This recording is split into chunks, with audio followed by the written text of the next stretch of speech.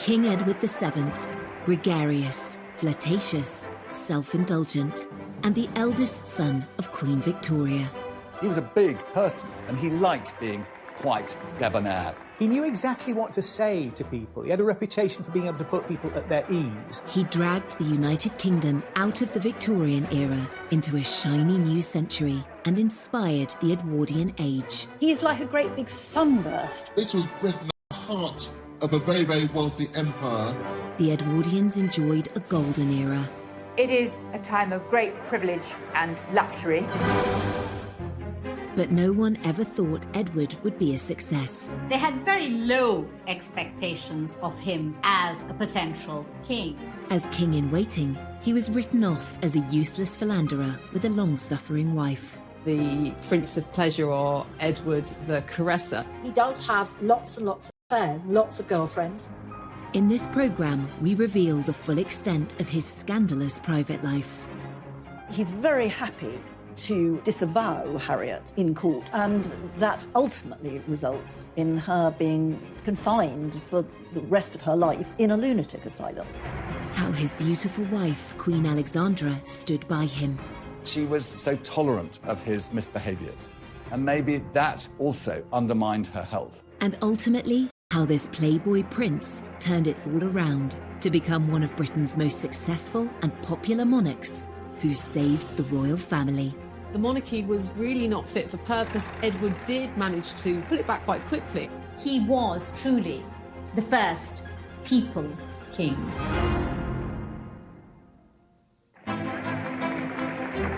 London, the 9th of August, 1902. Coronation Day for the new King Edward VII. The ceremony marks the dawn of a new century and a new era of British royalty after 64 years of Queen Victoria. Edward's coronation was a huge affair.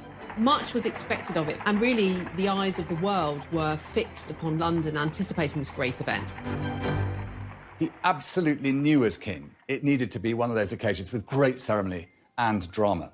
And he made absolutely certain that he was the principal player in that story. King Edward was driven to Westminster Abbey, accompanied by his consort, Queen Alexandra, his wife of nearly 40 years. The ceremony wasn't filmed, but this fascinating footage reveals what it might have looked like. It was filmed more than a month beforehand in front of a charming painted backdrop of the Abbey. It was released on Coronation's spectacular triumph. It would pave the way for the Edwardian age, which would go on to last for more than a decade until the outbreak of the First World War. The Edwardians enjoyed the spoils of the British Empire in an era that would be known for its elegance in fashion and the arts, and its advances in design and technology. It was all a long way away from the gloomy formality of the Victorian age. It's ceasing to be the sort of horse-drawn, slow society. It's becoming the fast transit modern society with developments in transport, telecommunications, assembly lines are coming in. So this is becoming a recognisably modern society. And for the upper classes, I think you could probably say they never had it so good. The luxurious lifestyle of the Edwardian aristocracy is perfectly demonstrated in glossy romantic dramas like Downton Abbey. Low-paid domestic staff service the needs of their lords and ladies of the manor, a tradition that continued into the reign of King Edward's son, George V. Royal historian Alistair Bruce is an expert on the Edwardian era. In Downton Abbey, you see this sense of everyone having their place, be you the King Emperor at the top, or the person who scrubbed the streets or lit the gas lamps. Right from the start of his reign, King Edward was keen to transform the public face of the monarchy. That included upgrading Buckingham Palace and building Admiralty Arch, transforming the Mall into a world-class ceremonial route. The royal pageants we know today, the weddings, jubilees and flypasts, all have their roots in the plans of Edward VII. Going under Admiralty Arch down towards Buckingham Palace. All of that, in a way, was being constructed in this period and sort of being presented as something that had happened from time immemorial. King Edward's mother, Queen Victoria, was rarely seen in public. She had spent much of the last 40 years of her reign in mourning for her husband, Albert. Now, Edward wanted to put on a show. And this era is at the beginnings of celebrity, and he's right at the heart of this very sort of glamorous world. He goes to the theatre, you know, the West End becomes this very glamorous thing. And Edward is sort of touching all these different bits because he's very much a man about town. He just never stopped eating, drinking and smoking cigars. And I think with his top hat at its jaunty angle, he represented the very embodiment of the age that took his name. Edward VII became a hugely popular monarch, but at the start of his reign, no one took him very seriously at all. He was thought to be a prince of pleasure, with little experience of state responsibilities. There were reservations among some that really this was an intellectual. He was a kind of good time boy. He could take people out. He would entertain them at banquets. He knew exactly what to say to people. There were all these sort of rumours that surrounded the new king, and Kipling, the writer, called him a corpulent voluptuary. He had a reputation as a playboy, as a womanizer. Henry James, the great American writer who lived in Britain, called him the arch-vulgarian. The womanizing king had had several high-profile relationships outside his marriage, pushing against the accepted boundaries of the time. And one of these relationships would end in a very public and scandalous trial that had the nation gripped. Lady Morden was sectioned, effectively. She was declared mad. Her own family say, oh, she's mad, and they put her in a loony bin.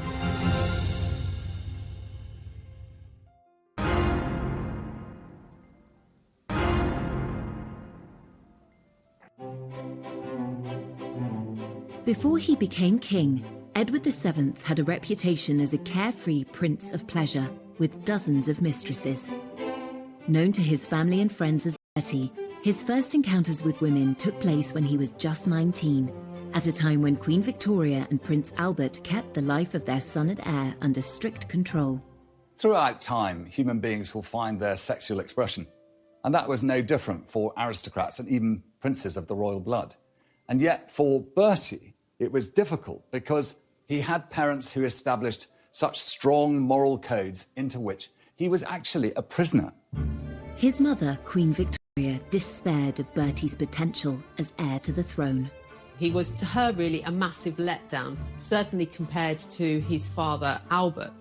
And Edward really turned his attention away from the schoolroom and instead lived a life of pleasure. At the age of 19, in a break from his studies at Cambridge, Bertie was sent to train with the Grenadier Guards in Ireland. The Queen thought this might knock a sense of duty into him. Bertie, in the eyes of his family, makes his first really big mistake in 1861. He's living at an army camp in the Curragh in Ireland. A kind of sexual prank takes place in that some of his fellow officers invite this woman, Nellie Clifton, the woman of easy virtue, and he goes and he finds her in his camp bed, and he's very keen on this. And I remember when I was researching this and looking at Bertie's diaries, there's an entry around this time at which he says, NC first time, NC is Nellie Clifton, NC second time, NC third time. There was absolutely no question that the young prince slept with Nellie Clifton. But this was something that was complete. It was only natural that his fellow brother officers would give him the chance to discover his sexual identity too. And what human being of that generation, given that huge opportunity in relation to the prison he'd lived in, would turn it down? When Victoria and Albert found out, they were appalled and urged Bertie not to be tempted by women.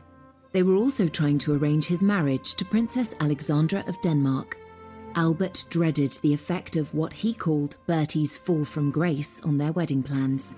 With this incident, it was his great worry that the future king of Denmark would not allow his daughter, Princess Alexandra, to marry a broken prince. Albert needn't have worried. Bertie's engagement to Alex went ahead without difficulty. Living in different countries meant they barely got to know each other before their marriage. And they met for the first time in the Cathedral of Speyer, near Heidelberg. They got on very well. But of course, the wedding itself had to wait several years because she was young. Alex was 16 at the time, the sweet-natured oldest child child of Prince Christian of Denmark. She was famously gorgeous. She was very lively. She wasn't particularly bright or well educated, but she loved having a good time and she rode a horse beautifully. She was a lot of fun to be with. They married 2 years later in 1863 and were very much in love. Bertie was faithful to Alex at the start, and she had no idea he had a roving eye. But he was soon meeting other women, at first out of her sight in the brothels of Paris. He does have lots and lots of affairs, lots of girlfriends. Even after he gets married, he had a tremendous reputation in Paris for visiting brothels and going to the theatre and having affairs with opera singers and actresses. In Bertie's social circle, adultery was really a sort of recognised sport. Bertie may have thought, well, you know, they're all at it, why on earth shouldn't I? Bertie's adventures in Paris began in 1864 when he was 23, just a year after his marriage to Alex. We know that he went to a very classy brothel called Le Chabonnet. Our knowledge about this mainly comes from later years, when the fixtures and fittings of this very fancy brothel were sold off, and certain kind of objects become associated with Bertie. The prince is said to have used this chair to entertain 2 women at once. But this is a kind of 2-level construction. It has a kind of a platform at the top and a platform at the bottom, and it has handles. And it's quite hard, to be absolutely frank, to work out quite what you would do on this. It's believed Bertie also enjoyed the use of this silver swan Filled with champagne to entertain his ladies. Bathing in champagne seems a bit like the idea is probably better than the execution. Bertie may have pulled off these escapades in France without the knowledge of his wife or his controlling mother, but he had other relationships closer to home, which soon came to their attention. It's very hard to know how many mistresses Bertie had. There's hardly any letters, any correspondence from women is preserved in Bertie's papers. And this makes it very difficult to trace the exact nature of his relationships with all the women who were named. Bertie's favourite women came from aristocratic and celebrity backgrounds.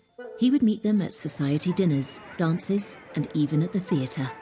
We know he had very much a soft spot for Wagner, but we also know that he liked a more kind of rumbustious sort of theatre, the sort of theatre in which people showed their legs.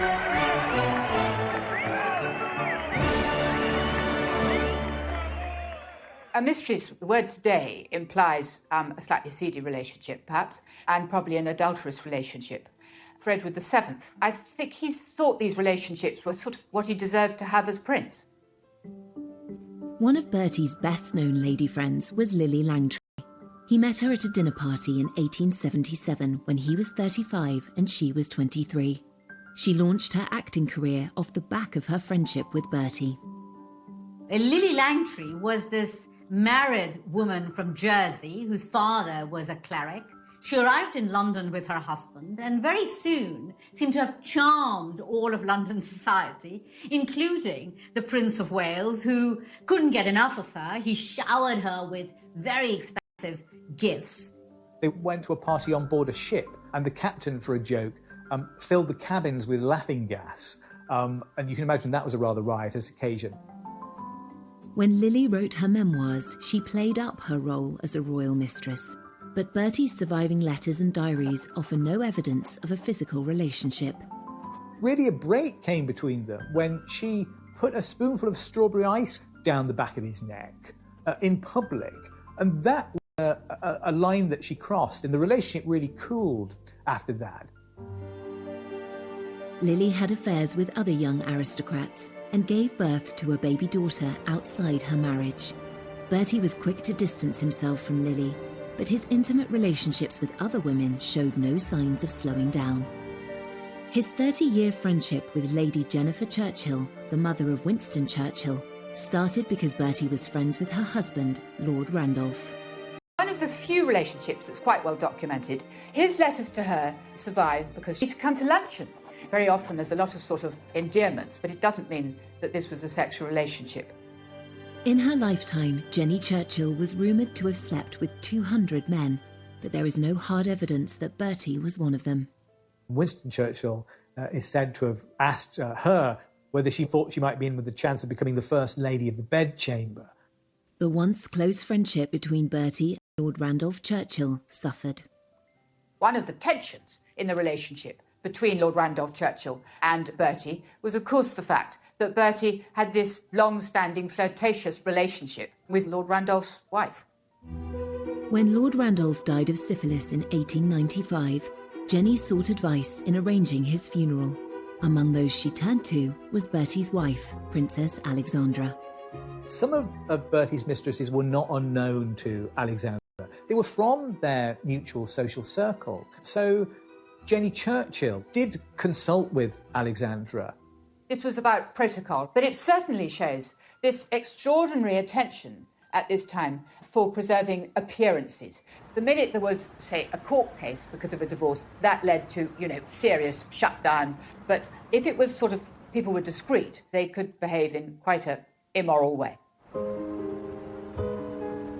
One of Bertie's female friendships did lead to a divorce case and a serious scandal. It had begun in 1867 when he started calling on Lady Harriet Mordaunt. Her sisters were friends of Bertie's. Harriet Mordaunt was a young woman who was married off to Sir Charles Mordaunt, a rich aristocrat. Harriet was 20 and 12 years younger than her husband. When he went abroad on a fishing holiday, Bertie visited her in the country and watched her riding her 2 new white ponies. But Sir Charles came home early and found them together. Historian Anne Somerset is one of Harriet's descendants. He flew into a terrible rage, and the Prince of Wales made himself scarce. Sir Charles had the ponies dragged before Harriet, and the ponies were shot before her eyes. Worse was to come 8 months later, when Harriet gave birth to her daughter Violet. The premature baby made Harriet panic. The child sort of developed something slightly wrong with her eyes, and Harriet leaps to the conclusion that she's infected her with venereal disease. So she calls Sir Charles to her and she tells him that the child isn't his, that she's misbehaved with a number of men, including the Prince of Wales. Once again, Sir Charles flew into a rage. He ransacked Harriet's desk and found letters from several men, including Bertie.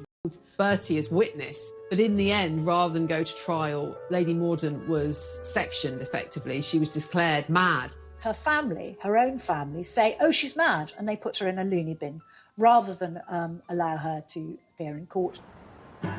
Despite his wife's absence, Sir Charles pressed on with the trial.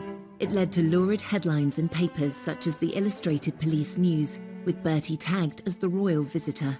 The Prince of Wales was the star witness, but spent little more than 5 minutes in the witness box.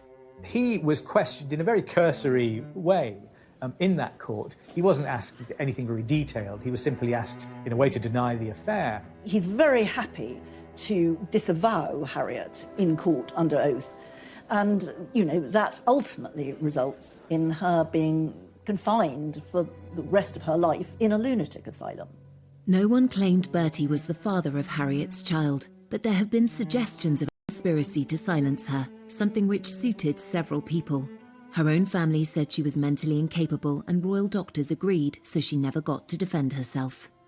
There's a suggestion that, Bertie was sort of colluding with Harriet's father, Sir Thomas Moncrieff, to ensure that she was declared insane. And certainly they all seem to have been prepared to sacrifice her, providing that the so-called honour of the family and indeed the status of the royal family was protected. Bertie assured his wife Alex and mother Queen Victoria that he had done nothing wrong, and they believed him, while Lady Harriet was locked away for nearly 40 years until her death in 1906. In these sort of days of the Me Too movement, many people would feel more severe about him. I think, in all fairness, one should pay credit to his better qualities, his achievements as king, and how he actually sort of managed to be a very popular monarch. 30 years after the Mordaunt scandal, Bertie was crowned king. His relationships were so well known in society by then that they were amusing rather than scandalous. He insisted that a group of his former mistresses should be invited to the coronation. Accompanying Edward at his coronation was, of course, his queen.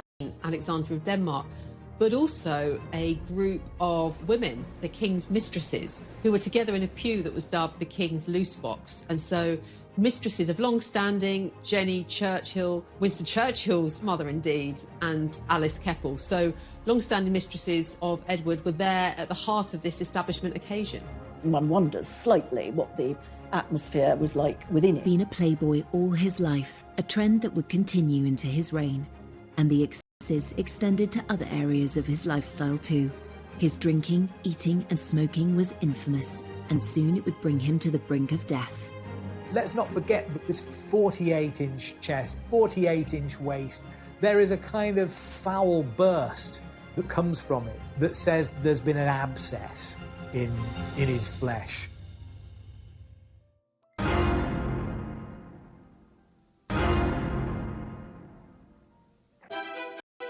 Edward VII spent more than 2/3 of his life with Alexandra of Denmark, his wife and queen consort. At the age of 18, Alex took part in an arranged marriage with the rebellious and hedonistic Prince Edward, who had grown up starved of affection by his strict parents. I think it's quite clear that Bertie turned out the way he did because he felt neglected and unloved at home. He had so little love in his family that he went out of his way to find affection outside. Alex tried her utmost to be the love of Bertie's life, but when he needed more than she could provide, Alex found ingenious ways to ease the heartache it caused her. There's something about the nature of that marriage that in part explains why he was never faithful to her, because it was one that was in essence imposed upon him. But it was advertised as a love match. Alex was 3 years younger than Bertie. He first saw her photo in 1861 when she was 16. Her father, Prince Christian, was heir to the throne of Denmark. They lived in a palace in Copenhagen. Alexandra made her own clothes as a child. She shared a bedroom with her sister into her teens. There are stories about her recycling her clothes as furniture covers. Can't really imagine Queen Victoria doing that. They were very fond of each other, and they were also very active. Alexandra's father made them all do kind of, I think, what you call calisthenics now. You know, they had to kind of go outside and jump and do star jumps. Bertie and Alex's wedding took place under a cloud.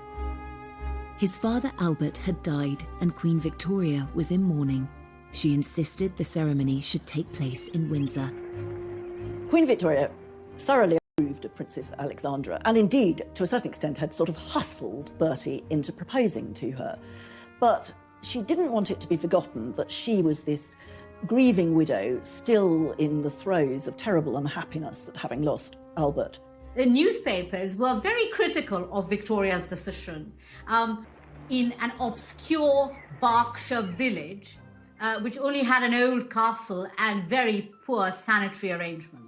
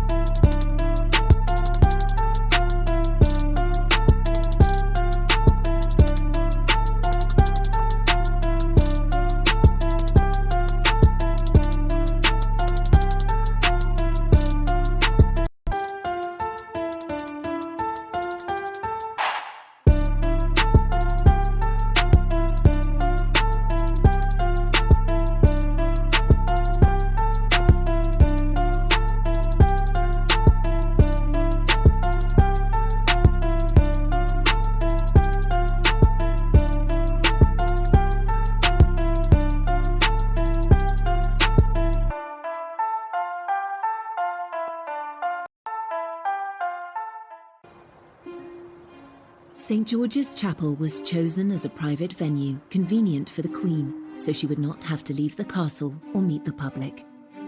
Victoria sent word that the guests and bridal party should dress in colours of mourning. At least Alex was allowed to wear white. There's a great painting by Frith in which you see the married couple, and then above there's a sort of box in the wall where the Queen stands and all the light is on the Queen. The Queen's grief also taints the wedding photographs. She insisted that a bust of Albert should join them while she sat between the married couple. Albert has to be brought into the photograph. It's like a kind of Weekend at Bernie's thing, isn't it? His corpse is almost in that photograph with them. Having cast a shadow over Bertie and Alex's wedding, the Queen would exert a similar controlling grip over their marriage.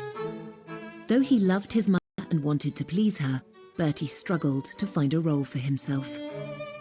She tries very hard to stop them from having dinner parties and tells them they shouldn't be going out, and that when Alexandra has her period, Queen Victoria wants to know about it and she shouldn't be going out. On her son and her daughter-in-law, and she refused to kind of give him access to cabinet papers. She really didn't want him to step up and play a role. There was the thought that Edward would, if he was given responsibilities, he wouldn't necessarily stick to them, or he would go off partying, or he'd show the papers inappropriately to other people. With no immediate royal duties to take up after their wedding, Bertie and Alex moved into Marlborough House on London's Pall Mall, a stately home less than a mile from Buckingham Palace. The young couple became the toast of high society. When Bertie and Alex sort of plunged themselves into the social world, it was very exciting. Invitations to Marlborough House were hotly coveted. The Marlborough set, the people associated with them. There's a sort of frat house kind of atmosphere, I think. Everybody stays up late, they play billiards, they drink quite a lot. Bertie and Alex were London's most fashionable couple, and Alex soon established herself as an influencer. Society women rushed to follow her example. Alexandra had an incredibly good figure, and she loved clothes, and she had an actual sense of what looked good. She popularised jewelled chokers or multiple strings of pearls or diamonds, but actually that was to hide a scar on her neck. But she looked so attractive that other ladies adopted the whole fashion, and that became all the rage. Alex also had a positive influence on the reputation of the royal family. She was a person who worked through persuasion rather than by aggressive argument, but she found ways of getting her own way. Alex was soon boosting the royal couple's reputation around the world. When they visited Egypt and Turkey, she was paid a great honour by one of the world's most influential leaders. One of the great powers at the time was the Ottoman Empire. And of course it was Muslim at heart, and the Sultan who ruled it was one who observed all those ancient strictures of his faith. And yet a very special opportunity was given to Alexandra to be his guest for dinner. Now, this was incredibly rare. It was actually unheard of. And yet, because I think she had set such a fine example, she was always so adroit in her behaviour, and she was always so poised, that the Sultan expressed his own affection for the United Kingdom and the power of the British Empire by giving this very single privilege. The Prince and Princess of Wales had 6 children, 5 of whom survived into adulthood. The Queen was determined to watch them all being born, but the last thing Alex wanted was her controlling mother-in-law to show up. This may be nothing more than kind of rude. She wanted to kind of wrong foot Victoria, so she wasn't there waiting outside the door to impose herself as each new baby arrived. Alexandra had 3 children in the first 4 years of her marriage. They weren't perfect pregnancies at all. I mean, her first child, Eddie, was 2 months premature, and her third child, Louise, was born when herself was ill.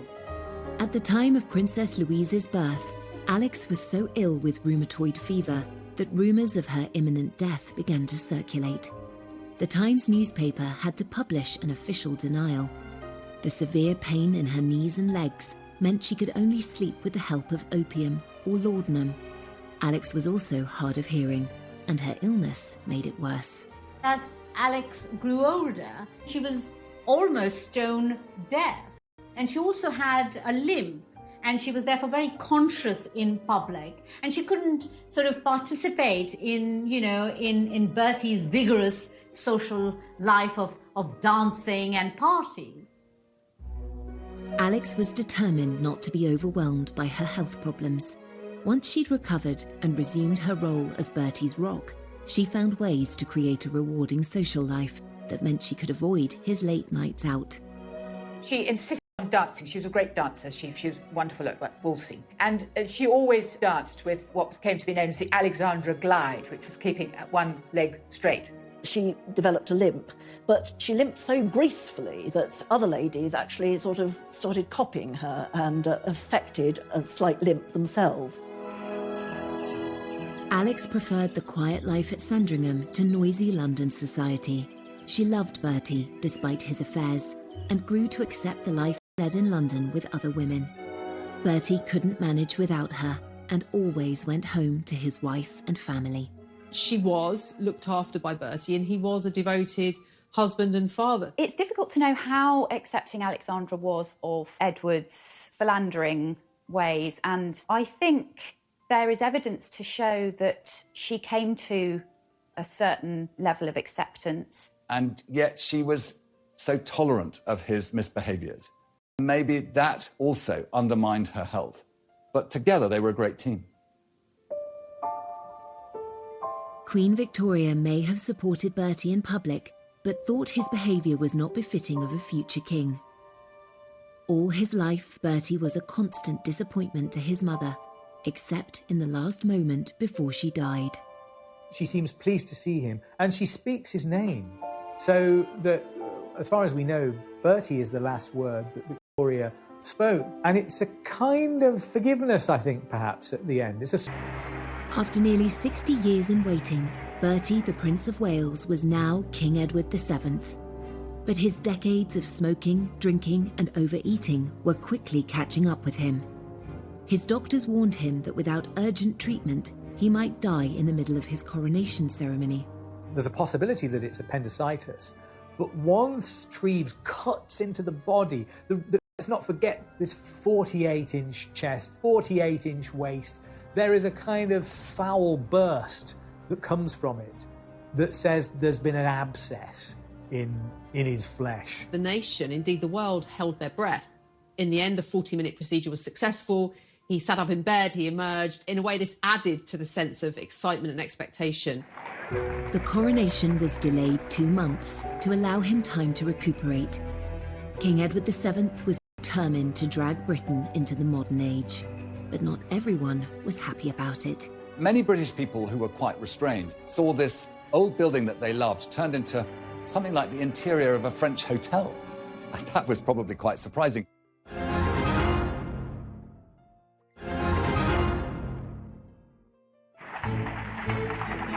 When Edward finally became king, he was determined to modernise the monarchy.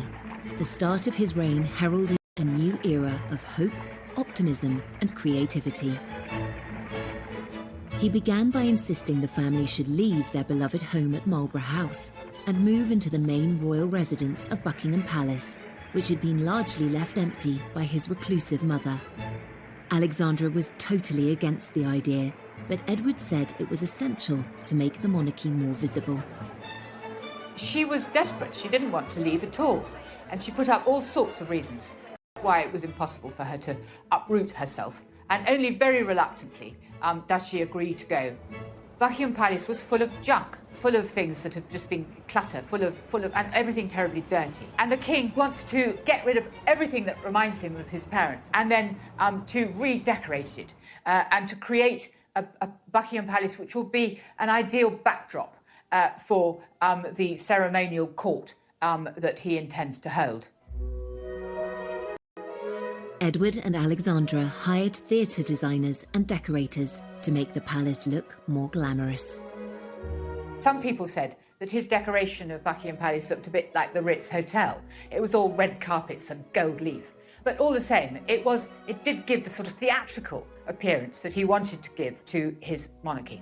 Many British people who were quite restrained saw this old building that they loved turned into something like the interior of a French hotel. And that was this new era. And King Edward VII used Buckingham Palace and all these new ideas to be at the forefront of a new empire and a new way. It really was a case of kind of recharging, rebooting the monarchy. And he really did hit the ground running. And it was about getting rid of the old and bringing in the new in many ways. He immediately shows that he's going to embrace a completely different style of kingship. You know, Queen Victoria had basically hidden herself away for decades, and she very reluctantly came out. He's like a great big sunburst, basically. He is bringing monarchy into the 20th century, and it's going to be visible, and it's going to be glorious and gilded and splendid. This ceremonial side of the monarchy was right at the top of Bertie's agenda. The opening of his first parliament in 1901 was the perfect occasion for him to create a public spectacle. This was a really important act because it marked a real break with what had happened under Queen Victoria. Queen Victoria, particularly in the last 40 years of her reign after Albert's death, very rarely opened Parliament. With Edward, all that changes. He goes to Parliament in a marvellous coach, wonderful horses. He's wearing, you know, all his sort of robes. Alexandra sitting next to him in mourning, but looking absolutely marvellous, as only she could do. When he gets to Parliament, the King reads the speech himself. And this is a very important sign that the monarchy is going to play this very sort of ceremonial position within the Constitution. So here we have him basically saying, you know, it's now different. I am going to be a very present kind of monarch. And yes, of course, he kind of cleared out some of the furnishings of Victoria, who, of course, you know, his mother, she's been queen for decades. So, you know, there was a lot of stuff to sort out. Totally unlike his excessively private mother, Edward wanted the public to see the changes he was making. Edward VII was perhaps the first monarch to realise the importance of not just doing the job, but being seen to be king, to be constantly in the public view, to be constantly photographed, which was now becoming possible. So his legacy, perhaps, was his understanding of the importance of being a king who could reach out to his people, who could be seen sort of driving in his car through crowds of people, waving and being amongst them. He was very conscious that he must show himself, be accessible to his people, and not hide himself away, as his mother had done all too often. The king needed to be seen, to be believed, and Imperial Britain felt that it needed spectacle to seduce the masses, really. These great state of events, which proliferate through the majesty of monarchy, are kind of reformulated at the beginning of Edward's reign. As Prince of Wales, Edward had already cultivated a reputation that was almost the polar opposite of his mother's. But as king, the traits which his mother had deplored in him, extravagance, lack of formality, became a real asset. I think there's one way in which you can really see Edward as embodying the spirit of his age, and that he is, in a way, a kind of anti-Victorian. That whole decade is shaped by the desire, I think, to put the 19th century behind it. There's a kind of disgust for the Victorian that is very apparent in the early years of the 20th century and became even greater later. And in a sense, that whole era is rebelling against Victoria, is trying to make a break with her, just in the way that he also tried to expunge the Victoria from his life once she departed the picture. Here was something new and a chance to be breaking free of all that constraint, all that endless British expectation of good behaviour. This was a new king who represented that burst of joy, burst of change, and opportunity for the aristocratic classes to have their great time in the sun. And the ebullience that had perhaps got him into trouble became the very element that made him the success he was. The king loved the new technology that was coming on stream, and he was personally involved in a major moment in international communication. When the first transatlantic radio message is beamed by Marconi, the sender is Teddy Roosevelt, the recipient is Bertie. That's part of the story of the special relationship, the fact that this Morse message goes across the Atlantic and goes from Roosevelt to Bertie. When he received a message from the President of the United States, it was the start of something exciting and new in the 20th century. And of course, he was the first great monarch of that century.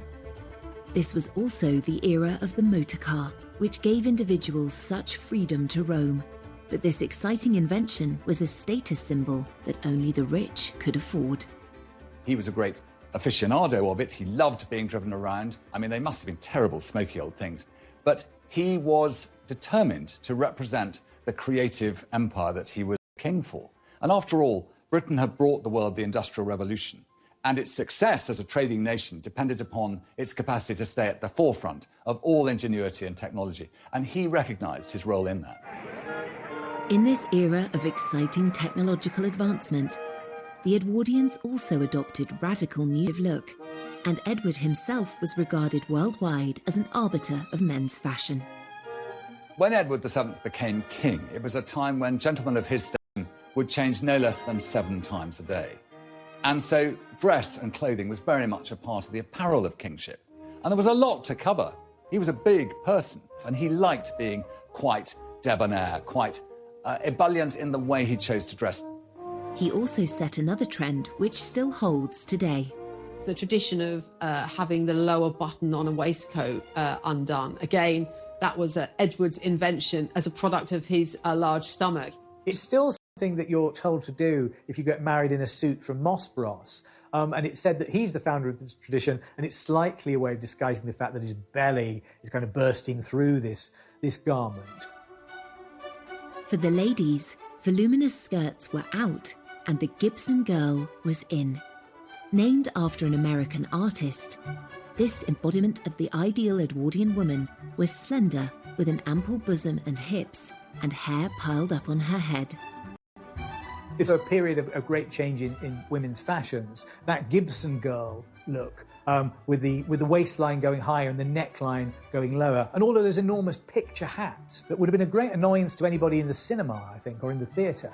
The actual materials that were being used to craft these fantastic ensembles was very much about creating a sense of richness. It is an era that really celebrated innovation in terms of fashion, using chemical lace, using machine-made objects, using garments that were made. It's really the beginning of the fast fashion era of mass manufacture, and so there's a great sense of new designers, new in all sorts of different ways, that punctuates it as a very exciting decade in fashion.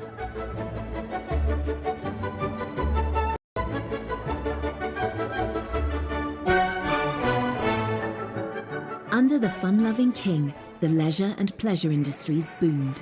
The Apollo Theatre and the London Hippodrome opened. And another famous landmark, the Ritz Hotel on Piccadilly, which quickly became the ultimate high society destination. The king was a big fan and loyal client of hotelier Cesar Ritz. As these elegant vintage photographs demonstrate, the glitzy new hotel's groundbreaking features included ensuite bathrooms, double glazing, walk-in wardrobes and beds made of brass rather than wood, the definition of luxury. There's also an interesting architectural term here that we can call the Edwardian Baroque. You know, you've got buildings that are on the inside are extremely modern, like the Ritz Hotel, which has a kind of skyscraper structure. It's steel inside there. But the outside of it, you'd think it was, it was something that had dropped down from the Palace of Versailles. It's very ornate, it's gold leaf. When you're walking inside it, it's like a kind of Versailles Hall of Mirrors effect. Everyone hankered for a taste of the high society glamour of Edward's lifestyle. Even if the Ritz was a little beyond their means, they too could enjoy the sophistication of taking afternoon tea at one of the many corner houses, maisons, that sprang up across the country, especially those belonging to the Lyons Corner House chain. Life might have been fine and dandy in Edward's Britain for those who could afford it, but there was a less golden side to the golden era. A huge divide between the haves and have-nots. It's probably too easy to sort of forget about the fact that all sorts of people were actually living in considerable hardship. And in fact, There were very bad class tensions which were intensifying during the reign. Many thousands of men and women were in service at this time. It was a huge employer, but there's no doubt that the hours were long. It was incredibly difficult work. Often the treatment could be very poor. And so life in service really highlighted that distinction between the super rich and those people who were actually providing them with service in the country house setting. The Edwardian era is it's a kind of golden age before the horrors of the First World War. It is a time of great privilege and luxury. But on the other hand, where the Edwardian era gets its sort of tension from is that it's also a period of extreme inequality in income, a period of acute poverty, and a period when you see the beginning of important welfare reforms. Though life in Edwardian times changed dramatically, some things stayed the same. Edward was still seeking companionship from women who were not his wife, and one of them has a direct link to Prince Charles.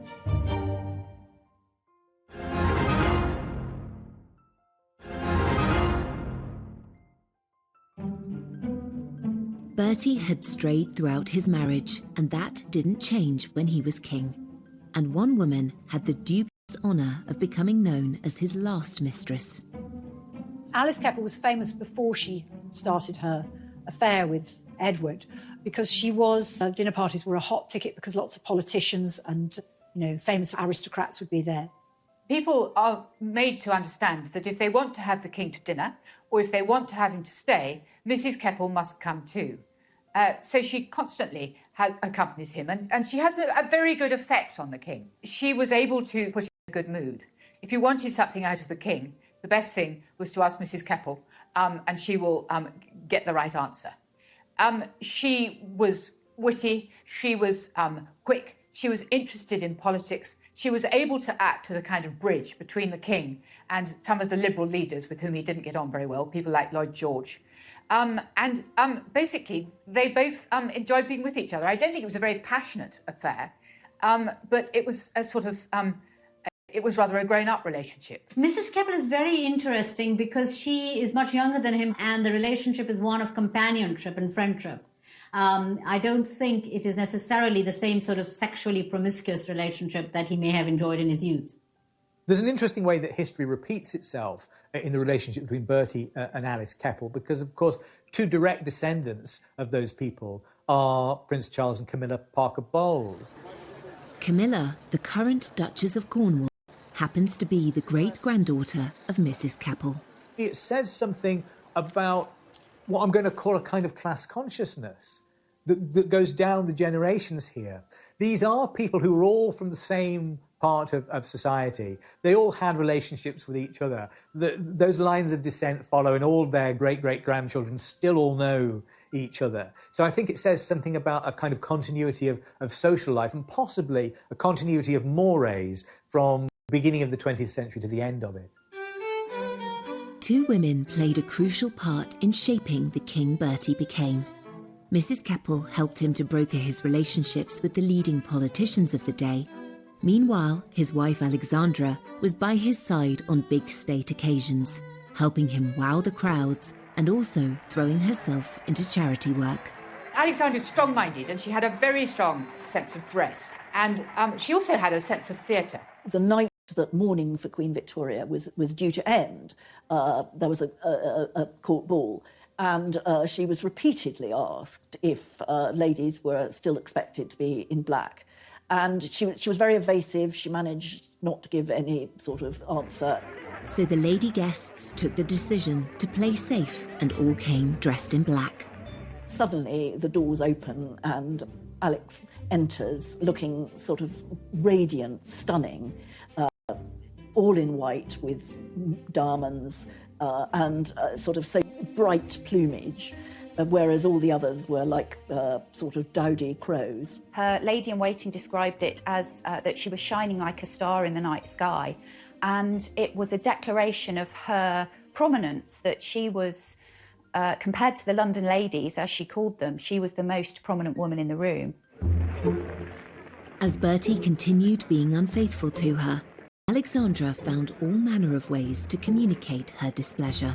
Alexandra was clever at managing Edward and punishing his indiscretions fairly subtly. She was deeply hurt and often humiliated by Bertie and his shenanigans, especially because it was impossible to keep it private. And one of the ways in which Alex responded to her husband's affairs was to take herself out of the picture almost completely. You know, she traveled to visit relatives in Denmark or Russia, or traveled in the Mediterranean, making it very clear that she wanted to distance herself from her husband because she disapproved of his actions. And there was another surefire way to put him in his place. He's obsessed with punctuality, and she is constantly, blithely, infuriatingly late for everything. The idea of keeping a king waiting is completely unacceptable. But Alexandra knew exactly what she was doing, and she would appear looking absolutely wonderful, and the king would fume, and the point would be made. But despite the friction over his affairs, the relationship between Bertie and Alex had lots of strengths. There are plenty of eyewitness accounts of great fondness, almost a sort of jollity, really, going on between them. They enjoyed each other's company. They were good-humoured in each other's company.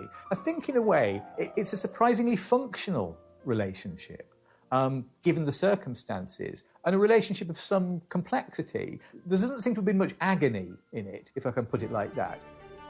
Aside from her mischievous attempts to punish her unfaithful husband, Alexandra threw herself into charity work. Alexandra has an extraordinary sort of innate sympathy. A bit like Princess Diana, she was able to visit hospitals, to talk to everybody she could see, to shake people's hands, to cheer them up. She helped raise funds to fit out a hospital ship named the Princess of Wales that was used to bring back wounded soldiers from the Boer War. She brought a sense of responsibility and kindness to the monarchy. Queen Alexandra, in her own quiet and dignified way, which was compassion, that sense of the charitable, and the loving nature of a state that was in its own way becoming more liberal and more aware of those who needed help. The value that Alexandra brought as queen to her relationship with Edward as king cannot be underestimated, and in some ways she can be seen as his saving grace.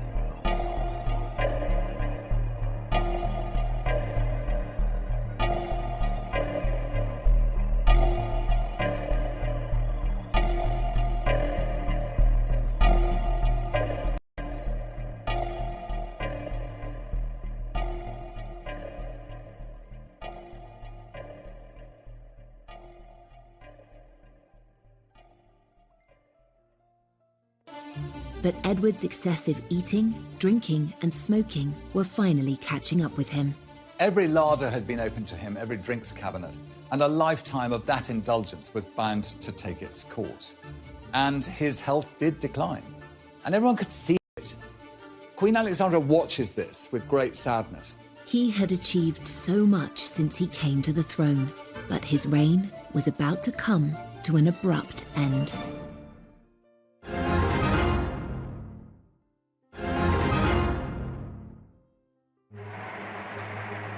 Edward VII was the first king to foster a truly public persona and to be toppled from their thrones. After so many years where the Queen just hadn't been visible, and there really was a sort of rising tide of republicanism, it seemed that, you know, the monarchy was really not fit for purpose, it was out of touch, it had lost its way in many ways. So it was quite remarkable, really, that Edward did manage to pull it back, and pull it back quite quickly. Actually, he won heart, and he did prove himself to be a king fit for the times. And though Edward's reputation as a fun-loving playboy never left him, his many triumphs far outweigh this. I think we remember Edward as a man overly devoted to pleasure, but there is a serious side to him that is neglected and unremembered. He's one of the brokers of the Entente Cordiale, for instance, that made relations between France and Britain a lot more friendly than they'd been in the past. So if we're going to kind of refocus him slightly, let's think less about the cigars and the horses, and maybe more about this side of him, about his kind of political nous. And when Edward went on an official visit to India, he also demonstrated an enlightened outlook on race relations. He was deeply shocked by the behaviour of some of the British officials out there, and he came back determined that something must be done to stop the racist behaviour of the English against the Indians. He writes home to his mother that all the people in India would be far more accepting of our rule if he actually treated them with firmness but kindness, not with brutality. He had defied all expectations of him, particularly those of his mother, and he was determined to make sure he didn't make the same mistakes with his own children as she had with him. Edward sets about training his son up to be king. You know, he makes sure that George has a desk next to him. You know, he makes that part and parcel of what you do for an heir, is that you prepare them. Towards the end of 1909, Bertie's health was failing. He just won't look after himself. He goes on smoking cigars. He goes on eating huge amounts. He finds it harder and harder to walk. And, you know, basically his body gives out on him. Alexandra returned from a trip abroad to find him seriously ill. And on the 6th of May, 1910, Edward suffered a series of heart attacks. But even at this difficult time, the king's mistresses were never far away. Mrs. Keppel had a letter which the king had written to her, telling her that if ever he became ill or was on his deathbed, she produced this letter, and Alexandra, on the strength of this, allows Mrs. Keppel to come and say her goodbyes to the dying king. And Mrs. Keppel, when she saw him so ill, has a sort of hysterical fit, starts weeping and making a lot of noise and being very sort of what you don't want to have in a sick room. So she's bundled out of the room, and shortly afterwards the king dies. After he dies, Alexandra has his body laid out at Buckingham Palace for 8 days. His sudden death produces a sort of extraordinary, massive outpouring of public grief. The shops are all draped with black, people are in tears, and his son George makes the decision Edward VII should lie in state.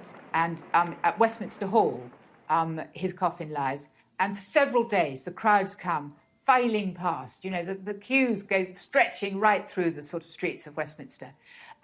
People wearing black, people of all classes, you know, a lot of poor people, not just the rich and the privileged.